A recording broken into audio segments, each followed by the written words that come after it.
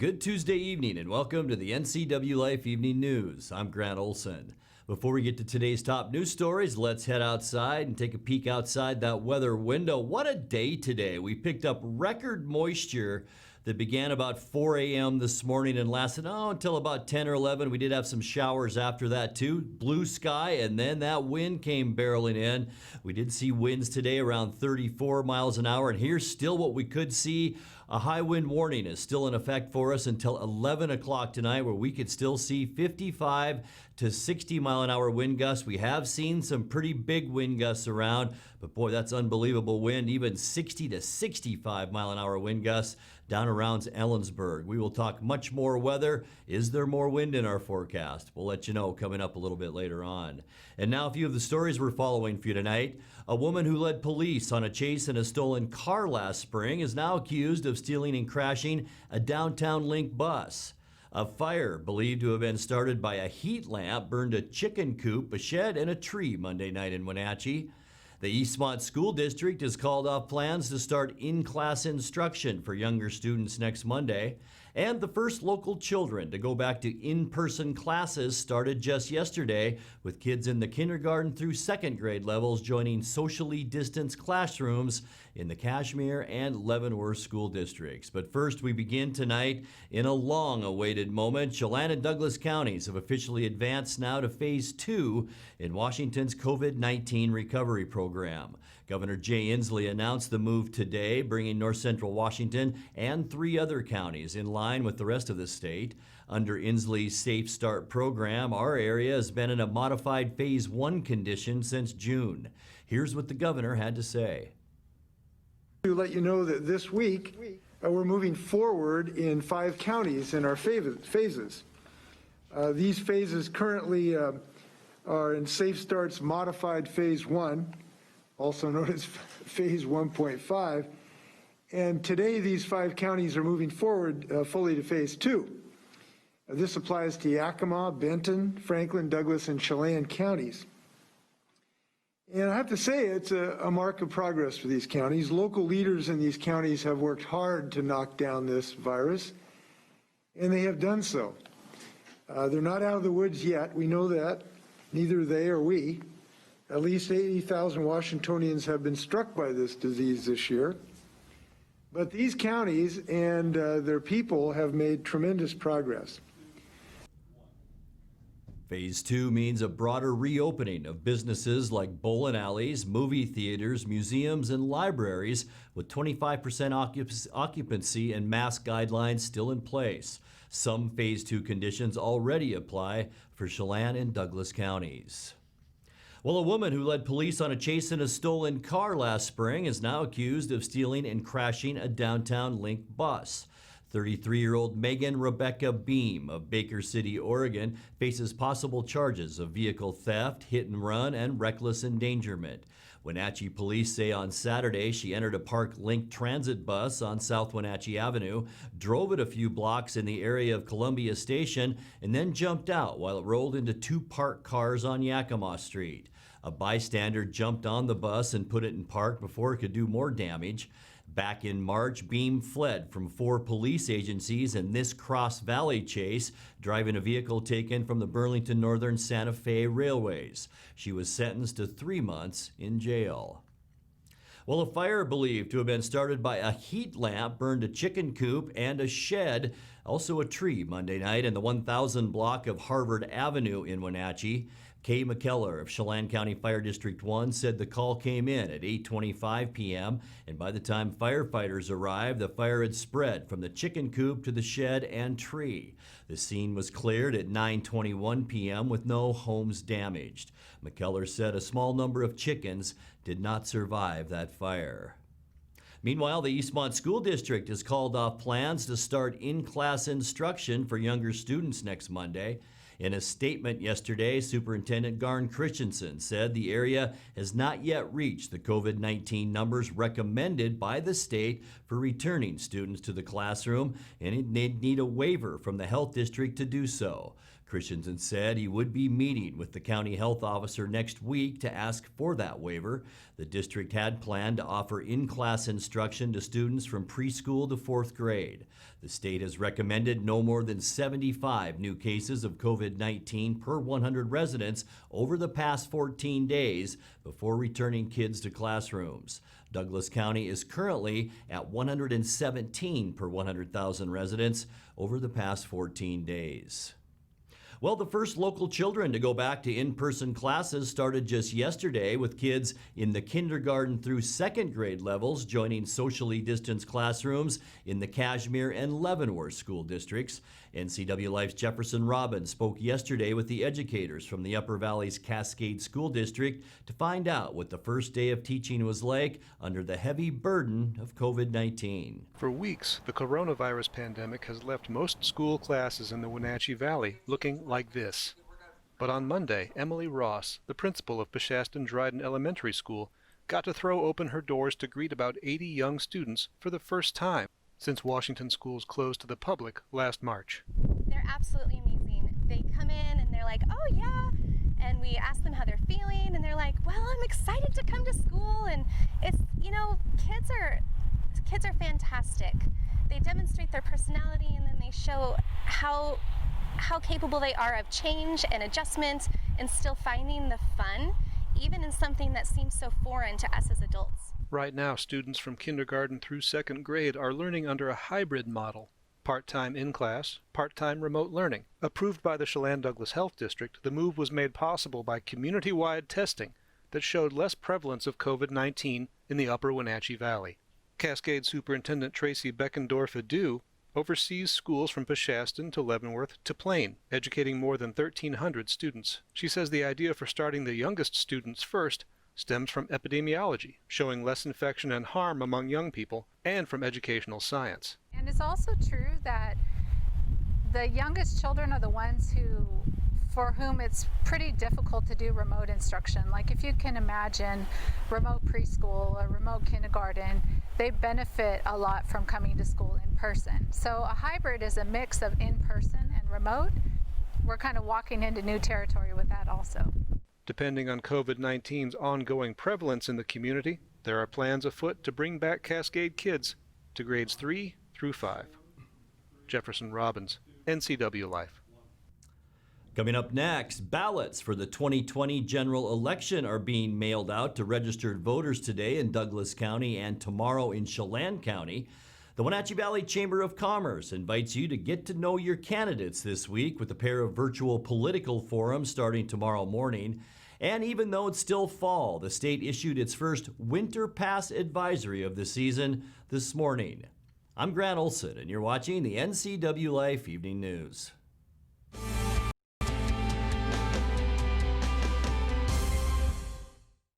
Hope, oxygen to your soul, color in your world, a light to your future. Difficult to qualify and quantify, Yet you know when it's lacking. So many things have promised us hope, But have left us feeling hopeless and empty. Real hope is able to stand firm even on the darkest day of the soul and still say with the prophet Jeremiah, For I know the plans I have for you, says the Lord. plans to prosper you and not to harm you. Plans to give you a hope and a future. The Apostle Paul declared to a young church in Rome, May the God of hope fill you with all joy and peace. as you trust in him. so that you may overflow with hope. By the power of the Holy Spirit. If our God is a God of hope, then maybe it's your turn to experience a hope that cannot be shaken. or destroyed. And maybe it's time to hope again. Maybe it's time to become a generation of hope. What if the same God that raised Christ Jesus from the dead And resurrect your hope. Maybe it's time to hope again. Bring the whole family up to Stormy Mountain Brewing and local public house in historic downtown Chelan. Applewood smoked brisket, street-style tacos, and our award-winning barbecue rubs and sauces. Our meals pair perfectly with our exciting lineup of craft ales, made right here in Chelan. We've got room for big groups, or give us a call for catering. So grab the kids and check out the fun at Stormy Mountain Brewing and local public house located in the heart of Chelan.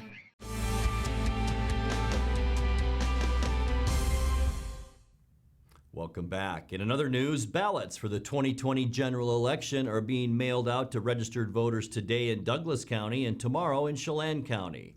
Douglas County Auditor Thad Duvall and Chelan County Auditor Skip Moore told Wake Up Wenatchee Valley's Dan Kuntz this morning there appears to be a lot of interest in the election this year, and both men are expecting a big turnout. Yep, our ballots go out today, and we're just looking forward to hopefully most of the ballots getting in the homes by the weekend.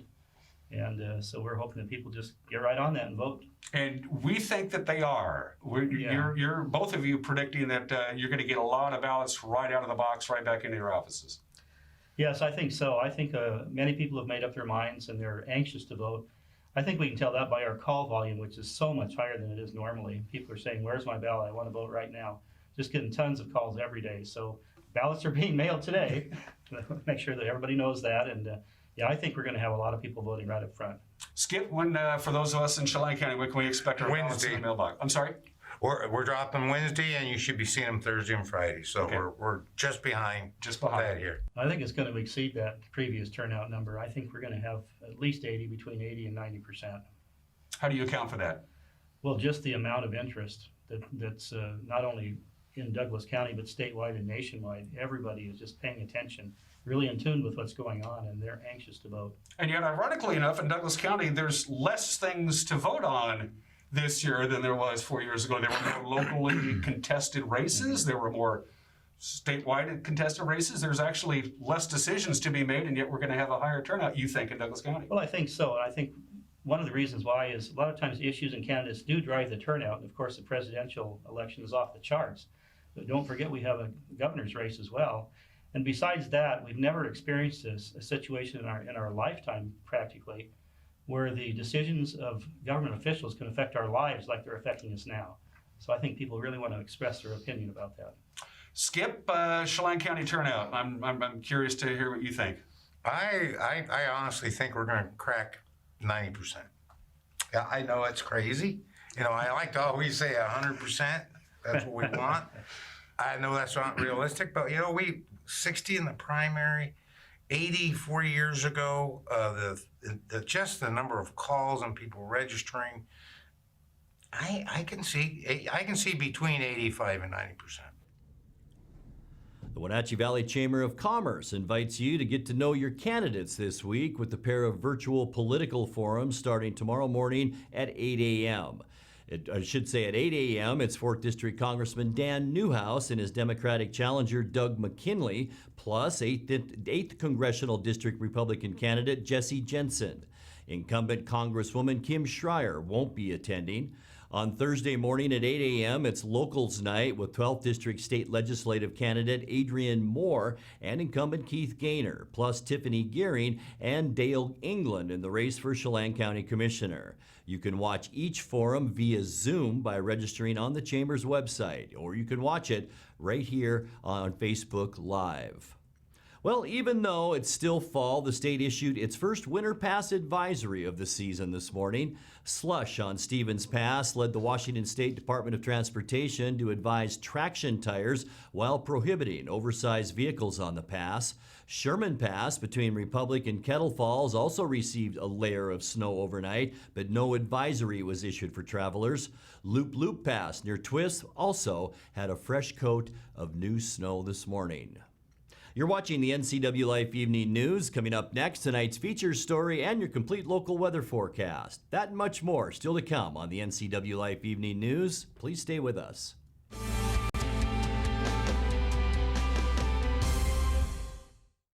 Traditional values and innovation in honoring the life of each family we serve is part of the ministry of Heritage Memorial Chapel.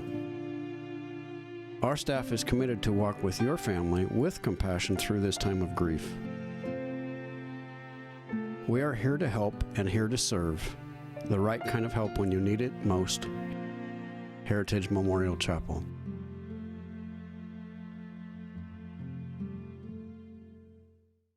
Here's to 5 billion miles of amazing. 5 billion miles of... This is so cool! 5 billion miles of helping you stay safe. 5 billion miles of passing the pump. 5 billion miles of... Woo!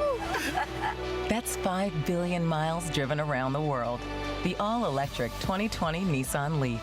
The extended range 2020 Leaf is now available at Town Nissan, right behind Costco in East Wenatchee. Family roles change with time. You may find yourself being an unpaid caregiver to a loved one. Caregiving can be rewarding, but also stressful. Taking care of yourself is vital. Aging and Adult Care of Central Washington has low or no cost services for unpaid caregivers, such as in-home support, care supplies, and counseling. Connect in your local area by calling Aging and Adult Care at 800-572-4459 and mention you're interested in caregiver support.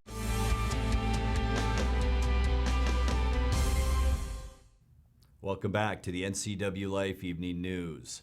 Well, with so many big wildfires burning across Washington this summer, it was easy to miss a relatively small fire outside Spokane back in August. But that fire came close to destroying a key survival training facility at Fairchild Air Force Base. In tonight's features story, Allison Morrow of the State Department of Natural Resources says Air Force brass recently dropped in at DNR's Deer Park Work Center to thank those involved in saving the compound, including inmate fire crews.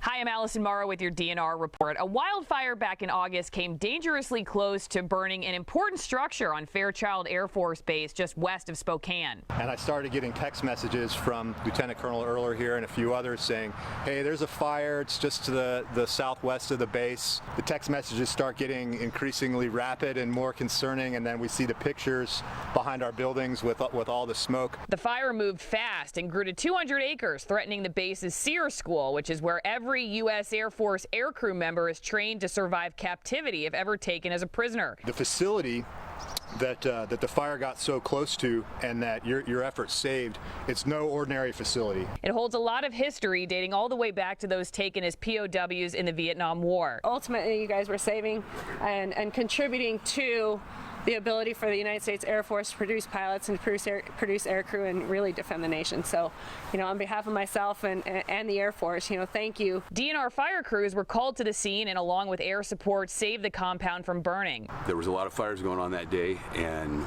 we were waiting on air support to return with retardant from Moses Lake. And the timing to save the Sears Build facility was somewhat divine intervention because that airplane showed up at the exact time we needed it. A colonel and lieutenant colonel visited DNR's Deer Park Work Center to thank everyone for their bravery and hard work. With no doubt, your actions prevented large-scale damage, saved lives, and delivered United States Air Force resistance training compound from certain destruction. A task well done. Many of the men who were on the fire crews there that day are part of the Correctional Camp Program, which teaches inmates the skills needed to fight fires. It gives us goosebumps because for us guys coming out of our situation, it's a big redemption process for us. And so to get accolades and to get that honor from coming from as high as it is, from with our soups and especially from the Air Force themselves, that means a lot to us. Around 4,000 students are trained every year at the compound that the fire crews saved.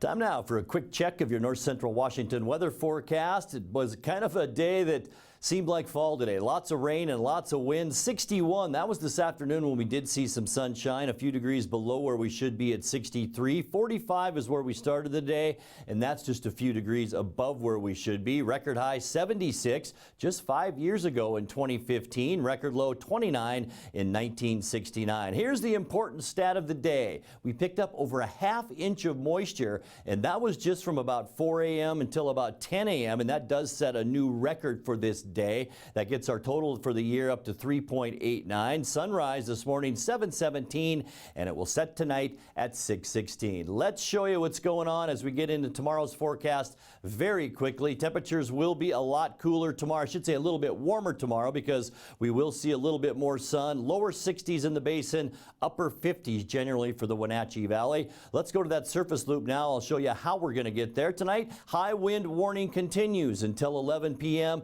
We're still still going to see a wind about 20 to 30 miles an hour and gusty all over the western U.S. Most of the moisture now has pushed away. Some lingering shower activity in the Cascades tonight, including a little bit more snow above 4,000 feet. Yeah, Wednesday we're going to have to put up with a little bit more breezy conditions. It will be partly cloudy and still cool. I don't think we'll even make 60 degrees tomorrow. Most of eastern Washington, upper 50s to around 60. As we get into Thursday, a ridge of high pressure builds in. You can see the clouds up and over that very weak ridge. Light winds for Thursday, and that'll sure be nice with cool temperatures once again, mainly in the upper 50s. For Friday, partly cloudy skies, a chance for isolated sprinkles. Most of those will be in the Cascades and to our west, and a warm front will move through too, and that'll warm us up on Friday. Some of us even in the upper 60s to end the work week, but that'll all come crashing down on Saturday as this area of low pressure right here off the coast of BC brings a much cooler northwesterly flow our way. And by Sunday, partly cloudy skies. We're going to stay unseasonably cool, and that means below our normal of 63 degrees. Will mainly be, in the upper 50s, but look at this cold air dipping down from Canada, the first Arctic blast of the year. By Monday, luckily we're not going to see that. By Monday, mostly sunny skies. Even though our temps will remain below normal, it still won't be bad with high temperatures in the upper 50s to around 60 degrees. Let's take a quick look now at your Patriot Plumbing, Heating and Cooling 7-day forecast. Sunny and a little breezy tomorrow, light wind and sun for Thursday, and then just quiet weather. Friday, our nicest day. For Saturday through Monday, mostly sunny with temperatures in the upper 50s and lower 60s. And that's a look at your local weather forecast. Coming up next, tonight's sports report with Eric Granstrom and more as the NCWLIFE Evening News continues right after this.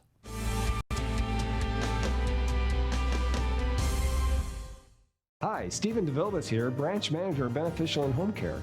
We are an equal opportunity employer and we do not discriminate in employment or services. It is our mission to maximize our clients' physical health and sense of mental well-being while remaining in the comfort of their home. We are currently seeking professional caregivers who share our mission to help our clients live safely and comfortably at home. Call Beneficial and Home Care. Schedule your interview today. 509-663-7900.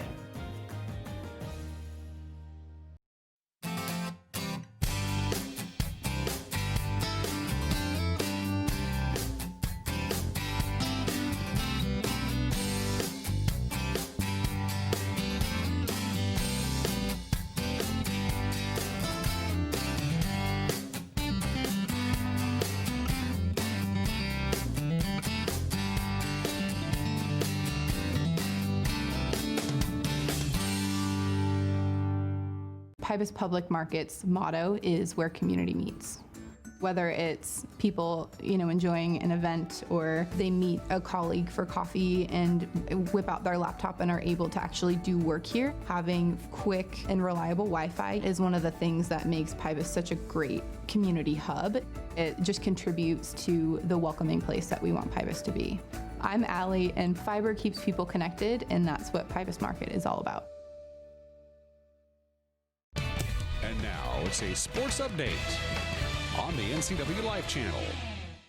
And a happy Tuesday to you. Tampa Bay has taken a 2-zip lead in its best-of-7 American League Championship Series over Houston with a 4-2 win in Game 2 yesterday. Manuel Margot gave the offense an early jolt with a 3-run homer in the bottom of the first off Astros starter Lance McCullers Jr. Former Mariner Mike Zunino added on with a solo shot in the 7th, his 4th home run of the postseason. Carlos Correa homered for Houston in the 6th. The Astros scored another in the 9th and had the bases loaded before Nick Anderson could coax the final out. Charlie Morton earned the victory, going 5 innings, allowing no runs, 5 hits, and 5 strikeouts. McCullers took the loss despite lasting 7 innings and striking out 11. Game 3 of the series moves to the evening tonight on TBS as Ryan Yarbrough faces Houston's Jose Urquidy.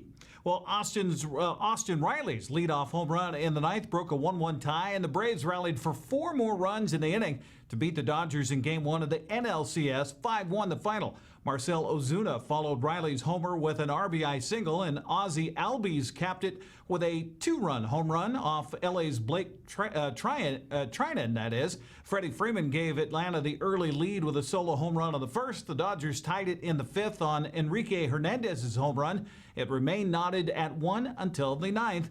Up 1-0 the Braves are sending Ian Anderson to the mound in Game 2 today against Los Angeles. Clayton Kershaw was a last-minute scratch with back spasms. Rookie Tony Gonsolin moved up to pitch in his place. That game is on right now on FS1. Well, the Seattle Seahawks have been known over the years to pick up players and help them resurrect their careers and in some cases their lives. Such is the case with defensive end Demontre Moore. The 6'4", 260-pound defensive end has bounced around with 6 teams in his 7-year NFL career. He was with Seattle at one point, but off-field troubles kept him from maintaining a job. He had a DWI and broke the league's substance abuse policy. Now he's older and, according to Coach Pete Carroll, has a family to think about and carries a new attitude. Moore came through with a sack and forced fumble in Sunday's 27-26 win over Minnesota. He also had a big hit on special teams that Carroll says was his favorite play. He was drafted by the Giants when Larry Izzo was there, and Iz was part of special teams there, and he used to cover kicks for him way back then. When we first got Demontre coming back in, that was the first thing he told me. He said, "Hey, this guy can cover kickoffs now." And I said, "No, come on, he's too big. He can't do that." You know, and he said, "No, wait till you see him." Well, Demontre's always been a guy with great energy and great juice, great motor, really a great effort player. And so that kind of all lends it to he's going to be going as fast as he can go all the way down the field. And sure enough, he lit one up and on the hit that he made, the sidelines was 10 feet off the ground for those moments right there. In that kind of culminated the surge that we had in the game. It was just thrilling, and so it was a blast. That was my favorite play of the game by far. Moore says he's very appreciative of the opportunity to play with the Seahawks again after being with the organization back in 2016. He says he wants to show he is worth the chance. Coach Carroll is still the same guy. Mr. John Snyder did a great job with assembling this team. And, you know, you got great leaders that's been here for a long time that's established T-Lock, KJ Williams, Bobby Wagner. And so for those guys to welcome me in with open arms, I just wanted to go out there and prove to them that, you know, they didn't make the wrong decision and that I owed them for just bringing me back and just giving me that opportunity. And so to see it all finally, like, come into fruition and make those plays, it was simply amazing. Now, the Seahawks are on a bye week, which has staff very nervous about possible exposure to COVID-19. Coach Carroll says, as a result, he's asked everyone to respect the bubble they have worked so hard to create. Yeah, we have to be so tuned in. You know, rule number one is always protect the team. You know, and this is what this week is about. It's staying in that rule number one is all about conscience and staying connected to team and your players and who you represent and all that. Everything is at stake. I mean, and why it's such a big deal is we're out of our normal routine. We can't practice this one, you know. This is just the first time we just got to do it. And I love practicing everything and being prepared and having a mentality for it. And this has just got to carry over from all the time we've had. Our guys will test every day in the morning, so they'll stay at least connected in that manner. And I'm kind of hoping that our guys will work out and be around the facility and do their thing in a fashion so that it's somewhat normal, because we're entering into a new week, and their routines are they're starting over. So I'm concerned about guys making errors, error in their ways, you know, and they run into the wrong people, they go to the wrong place, and they get themselves, and they become vulnerable, and we change the bubble effect of what we've been creating here and working so hard to keep. So it's all about conscience. And so we'll do everything we can to remind them in every way, and the players are going to work at it amongst themselves and all of that. With real direction is really crucial. So hopefully we'll be able to pull it off. Following the bye, Seattle will travel to Arizona to take on the Cardinals October 25th. Well, the Wenatchee Wild started training camp yesterday, and a season that's still up in the air despite a COVID shutdown of the Canadian border still in place. Wenatchee Wild began a 7-week training camp yesterday. Coach Chris Clark says they'll have 23 players in town to show them what the Wild style of hockey is all about. We got a good skilled group. I think we got some good returning players that we'll lean on obviously early, especially in training camp, to show the culture and how we like to do things here in Wenatchee. But again, we're going to be built on speed. We're going to be built on making plays, getting up and down the ice, being extremely hard to play against when we don't have the puck. And the one thing I should mention that is always a staple for Wenatchee Wild hockey is that we're going to be disciplined. We don't take a whole bunch of unnecessary penalties. We want to do our damage on the power play and spend as little time on the kill as we can. But the beauty is that we got 7 weeks to help mold these kids and help guide these kids in the way we want to play. And again, 7 weeks is a blessing for any hockey coach to be able to work with kids. So we're excited. Clark says they're working with other organizations throughout the region in an attempt to play some exhibition games in the next month. The BCHL season is set to begin in early December with or without Wenatchee. They'll have to wait to see what happens with the border and COVID restrictions here locally to see if they'll be able to play this winter. That's a look at sports news. I'm Eric Grandstrom. Grant, back to you. Thank you very much, Eric. And now let's check in with Dan Kuntz for a look at what's coming up tomorrow morning on Wake Up Wenatchee Valley. Dan?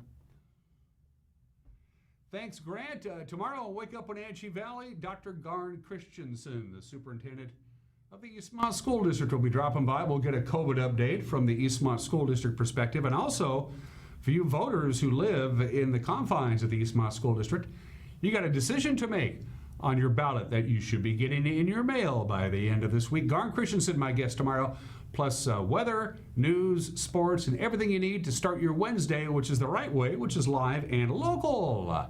At 7 a.m. tomorrow with Wake Up Wenatchee Valley. Grant, back to you. Thank you very much, Dan. And that's going to do it for our newscast tonight. For more on these stories and other news from around North Central Washington, you can find us on Facebook or our website at ncwlife.com. And remember, if you see news happening, we'd like to hear from you. You can send us an email at news@ncwlife.com or give us a call at 888-6295. I'm Grant Olson. Thanks for joining us and have a great night.